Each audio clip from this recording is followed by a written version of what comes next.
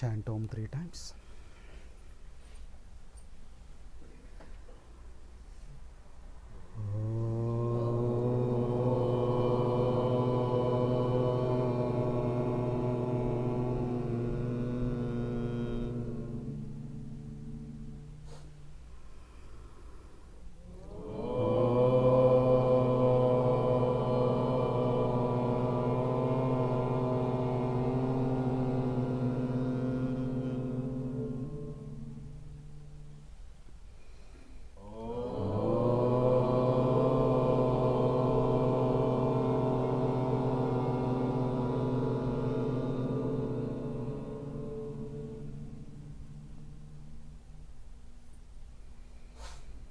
गुरु ब्रह्मा गुरुर्विष्णु गुरुर्देवो महेश्वरः गुरुर्साक्षात् परब्रह्म तस्मै श्री गुरवे नमः। गुरवे सर्वलोकानां भिषजे भवरोगिणः निधये सर्वविद्यानां दक्षिणामूर्तये नमः। ॐ नमः प्रणवार्थाय शुद्धज्ञानैकमूर्तये निर्मलाय प्रशान्ताय दक्षिणामूर्तये नमः। हरि ओम्। न हि ज्ञानेन सदृशं पवित्रम् इह विद्यते तत्स्वयं योगसंसिद्धिं कालेनात्मानि विन्दति।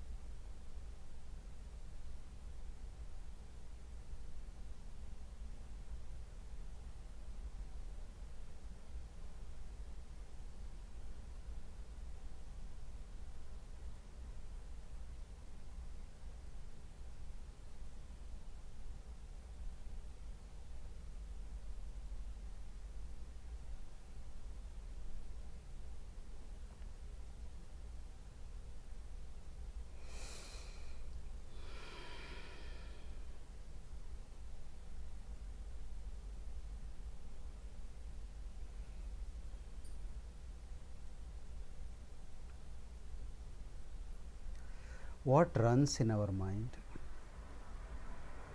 and what actions we are involved in when we are awake determines the world we live in.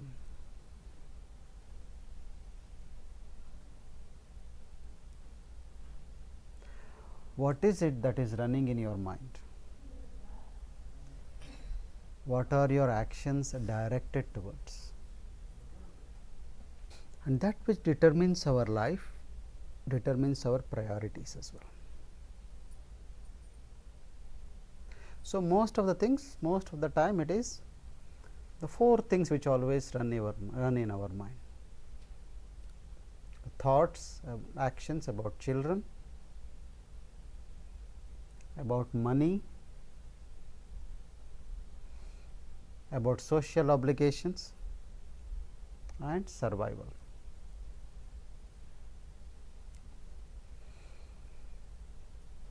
If these are the things which are constantly running in your mind and your actions are mainly focused on dealing with these, then you are firmly stuck to the world.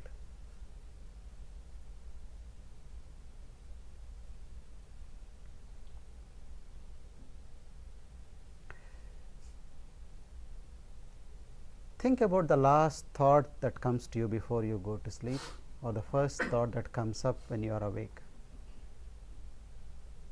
If it belongs to any of these four categories, then you are very firmly rooted in the world.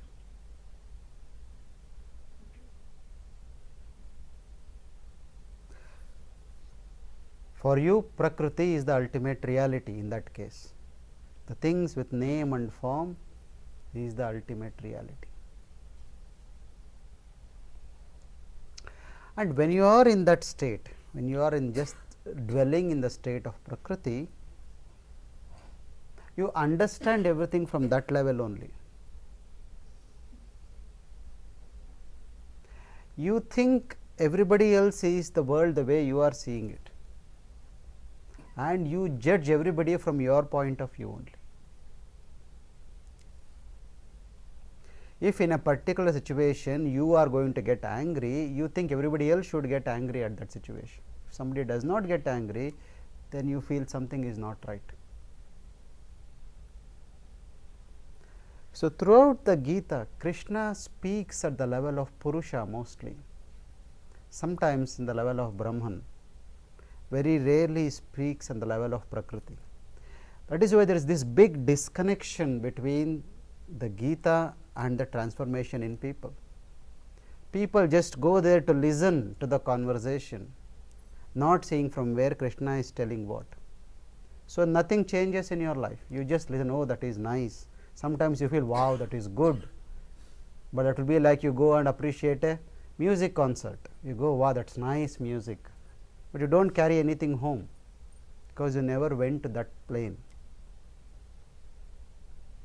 This is another thing to be understood, is that when Krishna speaks at so many points, he speaks at the level of a Purusha. What is Purusha? Purusha is the non-doer witness. When you are stuck in Prakriti, you are stuck in doership. Me, mine is Prakriti. Anytime this notion of me and mine comes to you, then you are stuck in Prakriti. Anytime it comes that you are doing something, you are trying to control something, then you are stuck in Prakriti. When you are able to look around and say, everything is happening, I am just watching this. What do you do when you go to a movie theater? Everything is happening on the screen, you are just watching it. You see, sometimes you get involved, sometimes you cry, sometimes you laugh. In the olden times when movies were very rarity, people would throw stones at the screen when the villain, when the hero was beaten up and things like that. So, when you are able to stay in the witness consciousness and see everything that is happening, see that all the control I have got is about small little things, which color paint I should get to my house, which is the car I should sit in, which movie to go, which restaurant, only these things are in your control, that is all. Everything else is happening, and when you realize everything is happening, you just be a witness to everything. And the moment you become a witness, the whole paradigm of life changes. You see life from a completely different place. It is like the wise and the ignorant are both standing in the same building and looking in the same direction, but one is standing in the ground floor, one is standing in the 20th floor, but what they see will be different, isn't it? Unless you start climbing the stairs and going up, you will never see what the person in 20th floor is seeing. You see, you can stand at the ground floor of the Kingdom Tower, or you can go to the skyline. If somebody in the skyline sees, oh, I can see the desert there, I can see the airport there, the person in the ground floor says he is lying. I can't see anything, I am also standing and looking in the same direction. So, until you put an effort to elevate yourself, most of the knowledge just passes like this. It touches you somewhere here and there, but needs a little bit more effort and commitment from you to work on it, but then as soon as you leave the room, the world pounces upon you, and then you get crushed under it.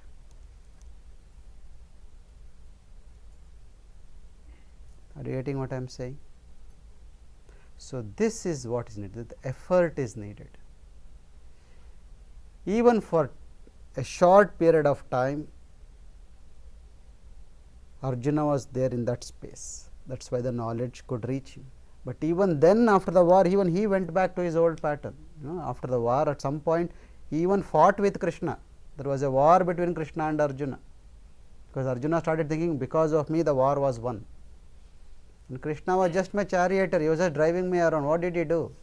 He was just going around, he never took an arrow, never shot an arrow. I asked him to go there, he would go there. I asked him to go here, he used to go there. That is when the doership comes in you. So, you need to be constantly aware of this. Unless you elevate yourself, things will not happen in the same way the Guru is telling you. The Guru says, look, there is bliss everywhere. You say, what is bliss? I have got pain here, I have got pain there, I have got this challenge there, that challenge there. I have got a beautiful view, because he is standing on the 20th floor, you are standing on the ground floor. And the stairs are there to climb, but you do not want to climb, because you think this is comfortable. Who has to put the effort to climb till the 20th floor? And if you do not put that effort, you will never see that view. So, Krishna says, Arjuna, this knowledge is the secret, is a royal secret, secret of secrets. I am opening up the secrets of life to you. Why? Because you are very dear to me. And I have told this to Sun, Manu, Ikshvaku, everybody. And now I am telling this to you because you are very dear to me. Then Arjuna says, I am confused. You are here with me. And Manu, Ikshvaku were there thousands of years ago. How could you go and tell them all? You see, it is now the two levels of speaking. He is speaking at the level of Prakriti, and Krishna is speaking at the level of just the witness. See, this space in this room, was it there before the building was built?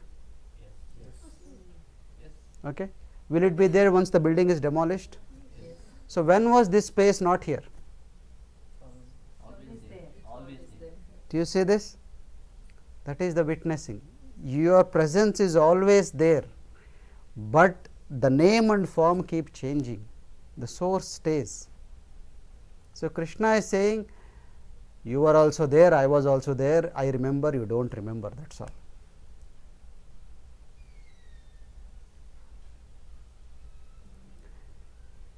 Every now and then we change forms and shapes and come back, but we are never away, we are always been here.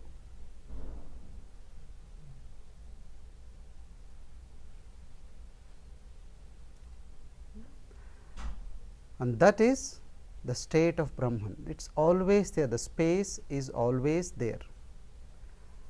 And when you move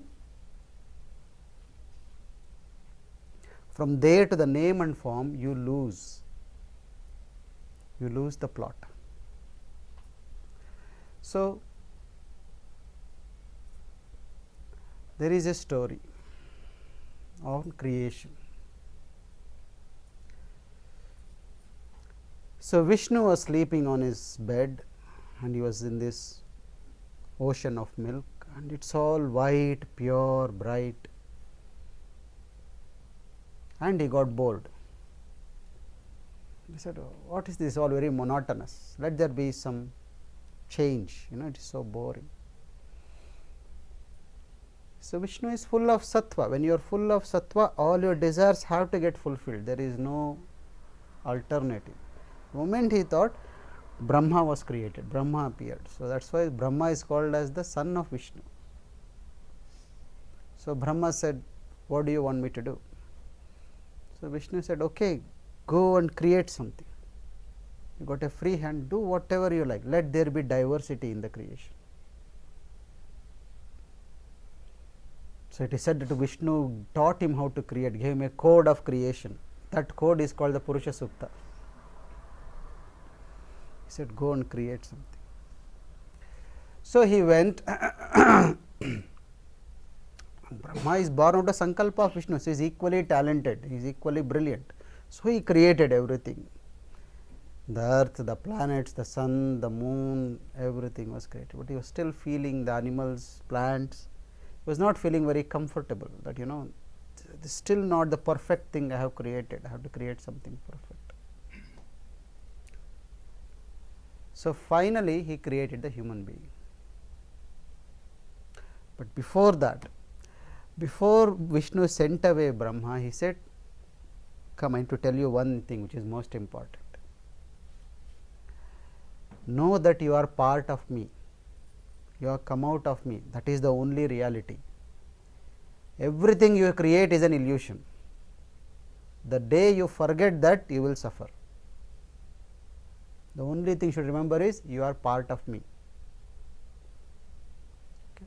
So, Brahma creates everything, and then the animals, and finally he creates the human beings, and then he is very happy. Finally, I have created something very close to the source of creation, and by that time it is already late. He has been like an enthusiastic child from morning, he has been creating, he is tired, no coffee break, no lunch break. So, he says, let me have a bit of a nap and wake up and see. So, he was drowsy, he sleeps off and he wakes up. And when he wakes up, he looks out of the window and sees, so everything is very bright in creation, the beautiful flowers, everything is so beautiful, the plants, animals, they are all happy. But he sees only the human beings are depressed and angry and worried and stressed, and he says, something has gone wrong, what has happened? Everything in the creation looks happy except this, my best creation. What is happening here? So, you should now know that Brahma's one night is a long time for human beings. Okay? So, 1 year for human beings is 1 day for the Pitrus, for the ancestors. 1 year of the Pitrus is 1 day for Indra, and 1 year of Indra is 1 day for Brahma. So, half a day of it is left for 8 hours, you think. You do your mathematics, how many years have passed. So many generations of human beings have come and gone by the time he slept and woke up. So, he gets completely confused, oh, something has gone wrong. Maybe I created something when I was a bit sleepy, I was not fully awake, I was very tired. So, what did I miss out? Then he realized he did everything, but forgot to give the Atma Gyan to the human being, the one which Vishnu gave him. So, he forgot to instill in them, saying that, you know, I am your source, I am the only reality, everything else is illusion. And then he saw that people are suffering because they are caught up to the world, saying that this is mine, that is mine. They are caught hold of the illusion, thinking that is real, and they have dropped the reality, not being aware of it. So, then he feels very sorry, oh, what to do now? It is my mistake, I did not give them the knowledge. I have to correct this somewhere. Once again, he is also full of sattva. So, he sankalpa, he says, I want to correct this. The moment he thinks like that, Vasishta appears in front of him. So, Vasishta is the Manasaputra of Brahma. So, Brahma has 2 Manasaputras, one is Vasishta, other is Narada. Vasishta represents knowledge, Narada represents devotion. 2 aspects of the same thing Krishna tells, the 2 things, 2 paths. And then to Vasishta he says, now go and give the knowledge of the self to the people. This is how the Guru Parampara started.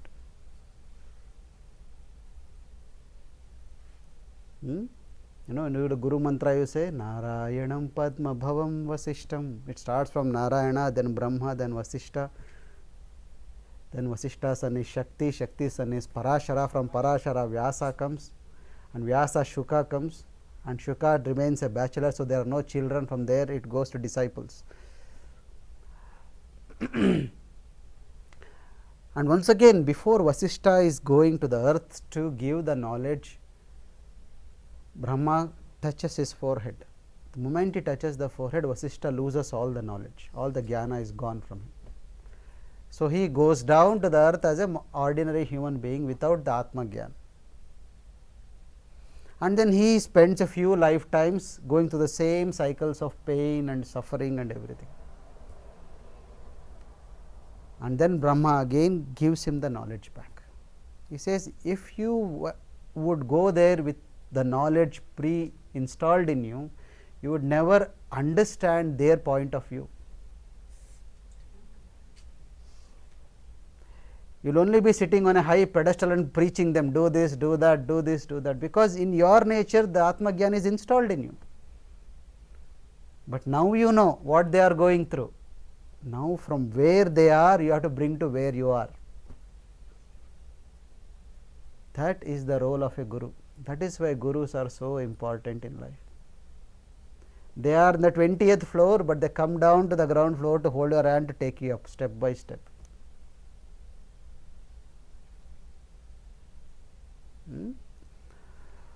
So then Brahma also thinks, if Vishnu is so perfect and he asked me to create something, how can I forget his main instruction? Then he goes back to Vishnu and says, how did this mistake happen from me?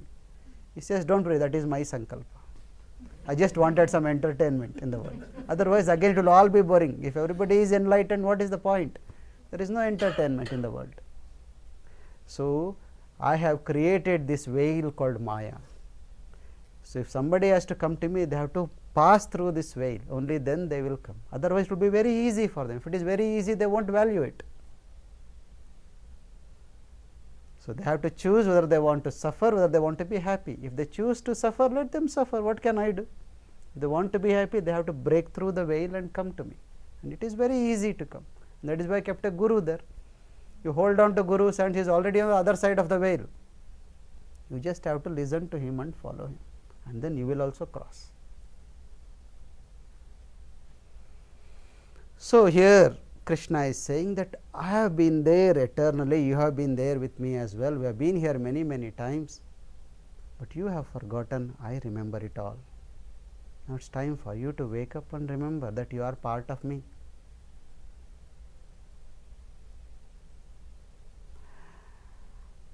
I don't belong to the world, but whenever I feel it is needed, I take the elements under my control and then appear as if I am bound by the elements in a human form, in a name and form.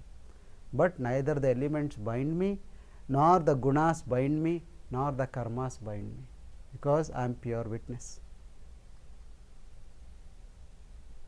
When do I come? When dharma goes down in the world.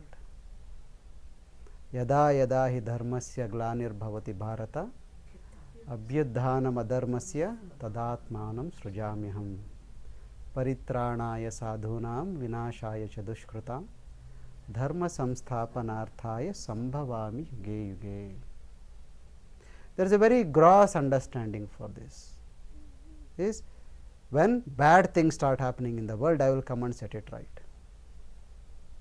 This is also right, but it is a very gross level of understanding. What is dharma? That is what we need to understand. There are many ways of defining dharma.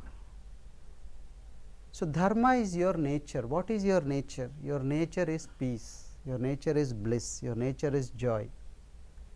But when you are not in that nature, then you are in adharma.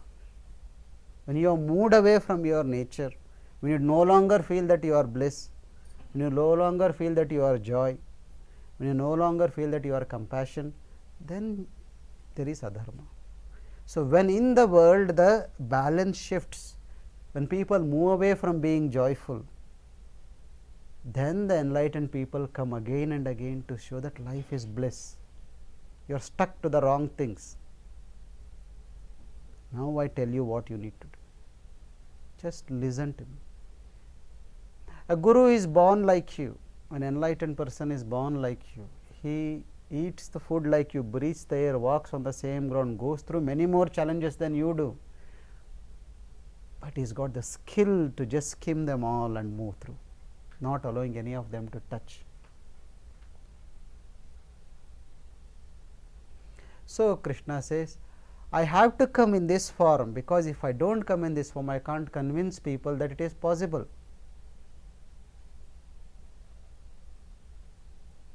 So I need to come again and again in this name and form, though I am not bound by this name and form. No, though nothing binds me, but I come here again and again. So Dharma in another word can be called as a code of conduct. What maintains the orderliness in the creation? In the creation, you are not the only person. You are only a small part of the creation, but unfortunately human beings thinks they are the only ones in the creation. Everything else can be sacrificed, isn't it? I am the most important person, everything else can be destroyed, does not matter, if as long as I am okay, everything is fine. But you need to realize that you are only a part of creation. When you overdo your things, you destroy the balance in the creation. This what maintains the harmony in the existence is dharma. That is why in the scriptures they say there are 4 purusharthas, isn't it? What does purushartha? Purushartha is the effort you need to put. Where do you need to put the effort in life to achieve 4 things? Dharma, artha, kama and moksha. Actually it is kama, artha, dharma and moksha, that is the order. But dharma is always put first because you have to do everything as per dharma, following the rules. Following the rules of existence only when you do, your effort is meaningful. That is why dharma is called as the Moola Purushartha. It is the basic code. You have to be righteous first and then do. You want to earn money, earn in the dharmic way. You want to fulfill your desires, do it according to dharma. Dharma is not against fulfilling your desires. It is not against having luxury, making money or having positions. But are you doing it in the rightful manner? Are you doing it in the way it is prescribed to be done? That is important. So, that is dharma. And moksha is called the Parama Purushartha, it is called the ultimate achievement. When pleasure becomes your primary goal in life, then you are kama oriented. And a person whose main aim in life is to fulfill the desires is called a Shudra. A Shudra is one whose main aim, main attention, focus in life is pleasures. I want to get pleasure. Suppose you get a lottery tomorrow and you get say 1 million reals, what will you do? Oh, I will take a new house, I will take some new jewelry, I will take a new sofa, take a new car, I will go on a brilliant holiday. What you are doing? You are trying to get all pleasures in your life. So, if this is the attitude, then you are a Shudra. A Shudra is a pleasure seeker.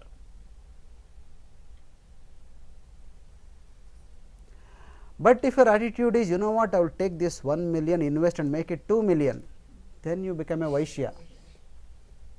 Then Artha is your priority.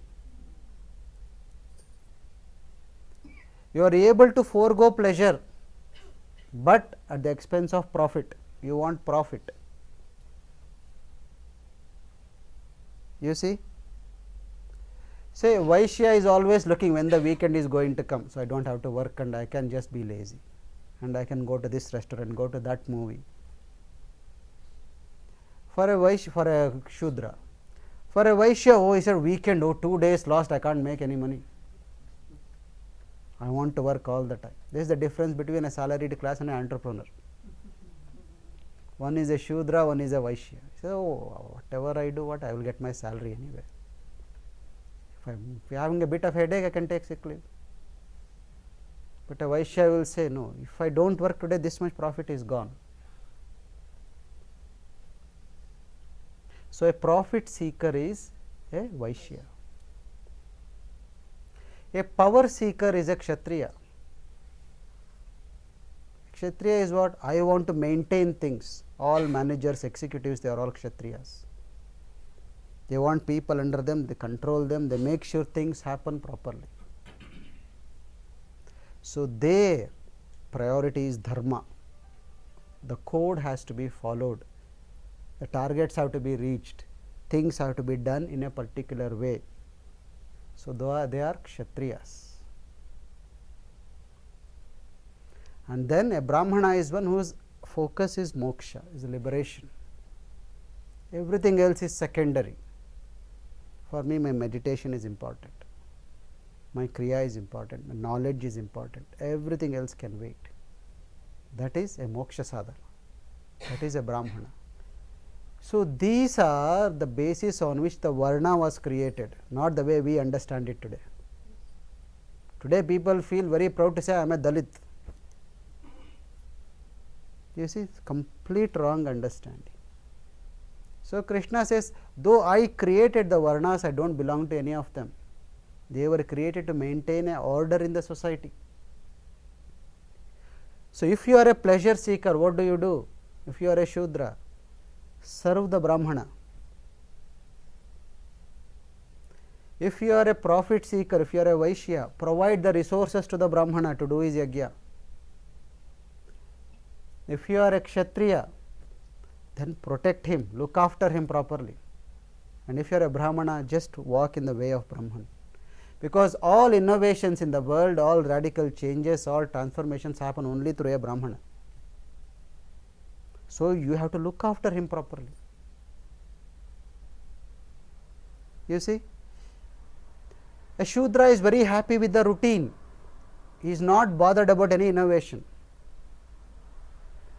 So, Steve Jobs is a Brahmana, you have to look after him. Because of him, he changed the whole world with one phone. Person who created the telephone or the television, they are all Brahmanas. They always questioned the routine. They said, why is this like this? Why can't we be like this? Why can't this happen? You know, when Steve Jobs, he saw his daughter one day, she was carrying the iPod. Have you seen that movie, Steve Jobs movie? It's very nice. So, his daughter was going in the lift carrying this heavy transistor like music system plugged into her ears and all this. And then when she is going, he says, one day I will make something where you can carry it in your pocket. That is a visionary.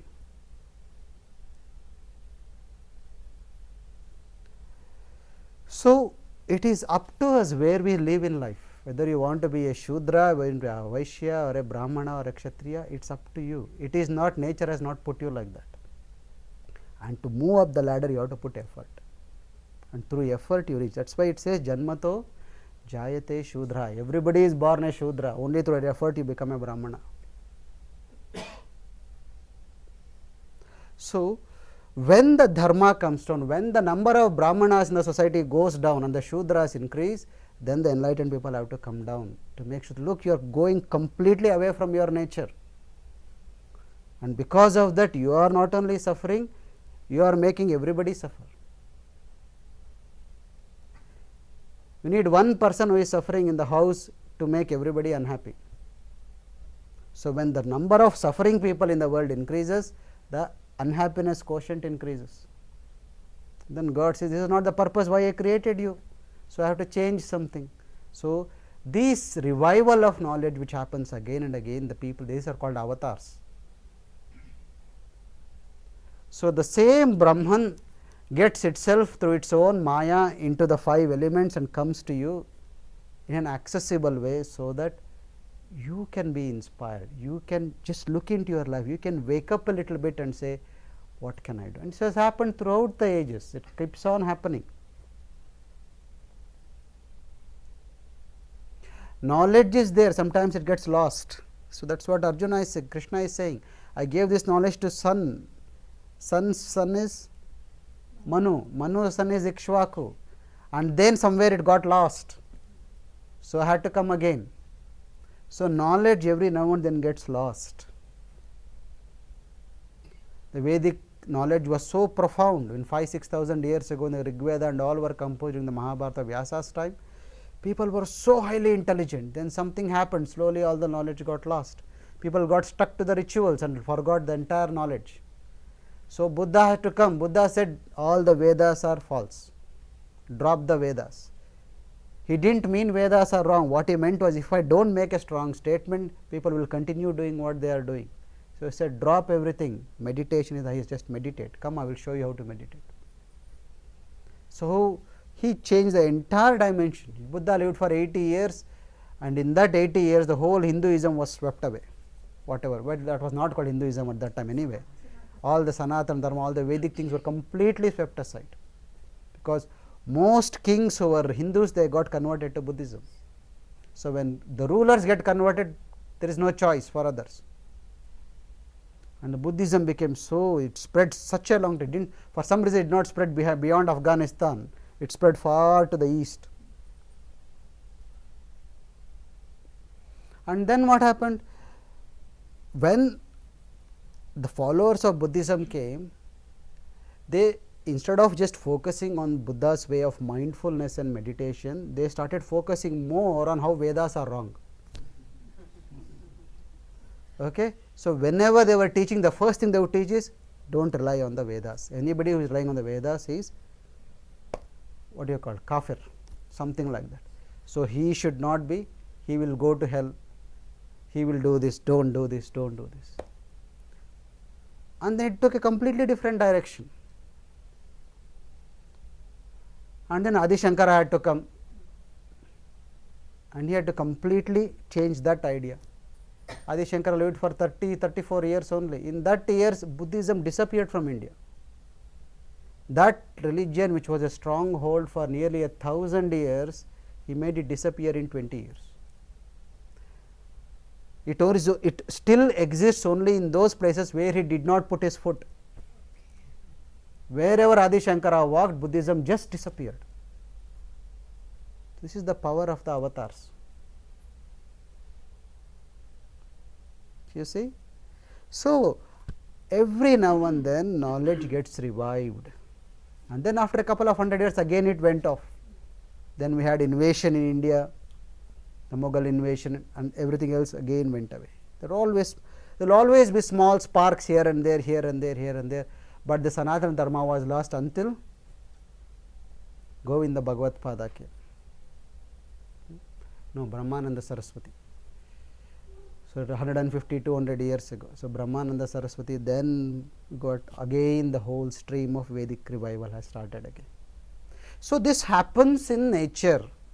Knowledge comes, is uplifted, and then it goes down. Just like Sattva, Rajas and Tamas in your system keep happening in cycles, in the same way the knowledge comes up when the Sattva in the world is high, and the knowledge gets misinterpreted when the Rajas becomes high, and gets lost when the Tamas becomes high, and the Tamas starts becoming high. The avatars come to bring the Sattva up again. So, knowledge is revived again and again and again, and I am here to do the same revival to you. And then when I come, not everybody recognizes me, not everybody respects me, not everybody follows me. But those who respect me, those who understand me, those who follow me, they will also be free like me. For them also, even though they are in the body, the karmas won't touch them, the gunas won't bind them, the elements won't limit them. They will be like me. And when they do that, I love them very dearly. Where is God? He says, I am not here, there, I am running behind my devotees. When somebody loves me, I love them more.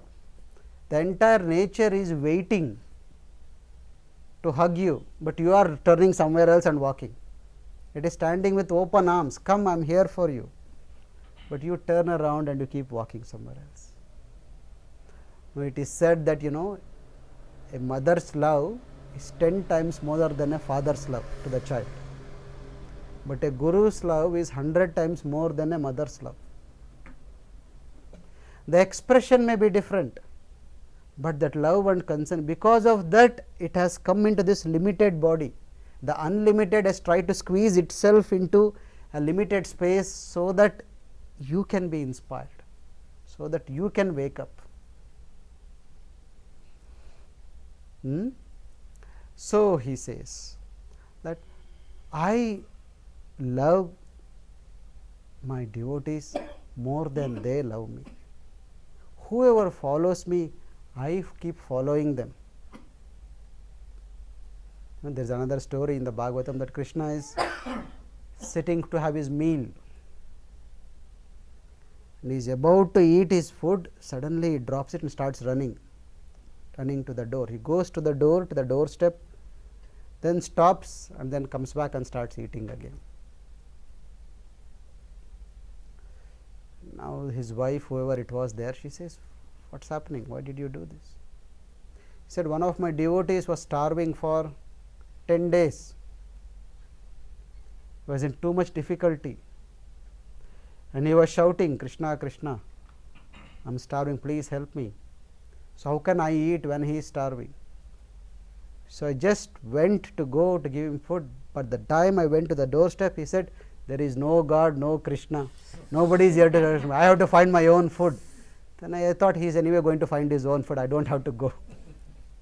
So I came back. So you take one step towards the divine will take 10 steps towards you. You take one step back, the divine will move 100 steps back, because it is less of a job for it. My burden is less. When you surrender, it is my responsibility. Yoga kshemam vahamyaham. When you are not surrendered, when you think you are in control, you can do things, do. Enjoy, suffer. Whatever is easy for you, you do that. I will see the game.